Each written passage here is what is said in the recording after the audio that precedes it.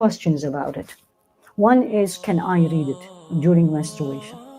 Second one is, will I get the same reward if I read it from the phone? Or how about reading Quran? There was two questions about it. One is, can I read it during menstruation? Second one is, will I get the same reward if I read it from the phone or from the tablets versus I'm reading it from the Quran? Let's start with the first one. Majority of the opinion accepted Imam Malik. He said you cannot. Don't ask me why. Back to the beginning. Accept Allah's order. Yani by Allah, and I'm gonna challenge you here. Everybody in this room, don't show me hands. Every single day, you read at least 30 minutes of the Quran every single day. So when Ramadan comes in and you are not reading the Quran for 5 days, you start making it the end of the world. Again, I'm speaking with you very truthfully because I see it. So number one, reading from the Quran. There is more than one contemporary opinion. They said they are challenging this because the hadith is weak. But I always like to play it safe. Don't read it from the Quran itself. And don't read with moving your lips. By the way, if you don't move your lips, it's not reading. You have to move your lips. In fact, you have to move your tongue, actually, they say. Tariq risan is reading.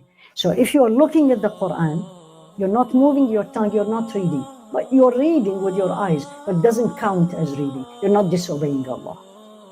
And if I read it, and touching the Quran also, almost all of them say the woman during her menses should not touch the Quran. Okay, can I do it from the phone?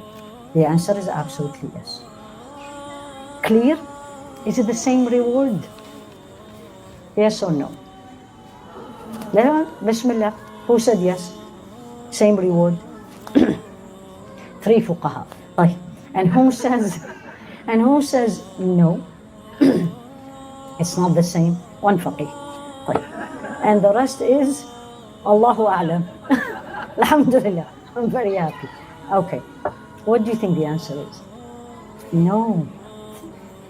Again, when you see how scholars look at things, it's very different. They don't look at things abstract. Yes or no? What about the blind person? So the blind person will not take the same reward? What about person who doesn't know how to read? You think they don't exist? They do. How about somebody who don't know how to read Arabic? That's very common. This is how they said. And I loved it when I was reading it. They say, which one will bring you closer to Allah? Which one will make you feel the Quran more is the recommended. Because the argument was also, should the woman, the hafidha, read from the memory or she should read from the Quran? Yani she knows it, but is it looking at the Quran will give her more rewards? Did you look at that point? And they said it doesn't matter. Whichever makes you feel it, whichever makes you understand and reflect, do it. Highest level, which I was advised by one of my teachers. Again, I'm going to give you the highest level and see what you can do. And I've seen it done by my teachers. They do 3 khatma in Ramadan. 1 in the car, by listening. So you drive, and 1 by reading, and 1 by, the reading is usually contemplation. They are all HIfaa, of course. 1 to contemplate, and 1 to read. So they will have it all. Have it all. So 1, you listen. You're driving, you are walking, you're exercising, you're walking, you're going to do your things.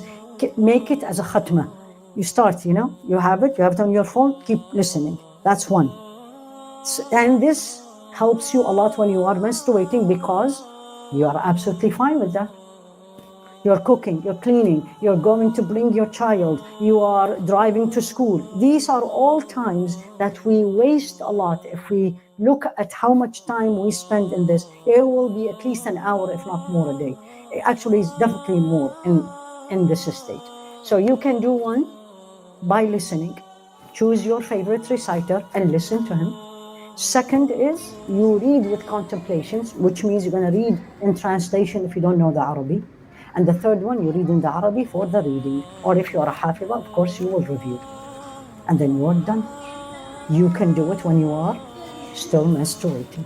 When you are very super busy. Everybody these days put this in their ears. What they are doing. What they are doing. And then they ask me, is music haram? Put it and listen to the Quran. And this is actually one of the ways, bi'idhnillah, training camp is Ramadan, is to remove the singing from your heart. Is that you try not to do it in Ramadan, because Ramadan is easier. All the acts of worship is easier in Ramadan. The barakah, as we call it, Ramadan. Try not to listen to anything other than the Quran. And see what will happen to this heart. And then you can do this.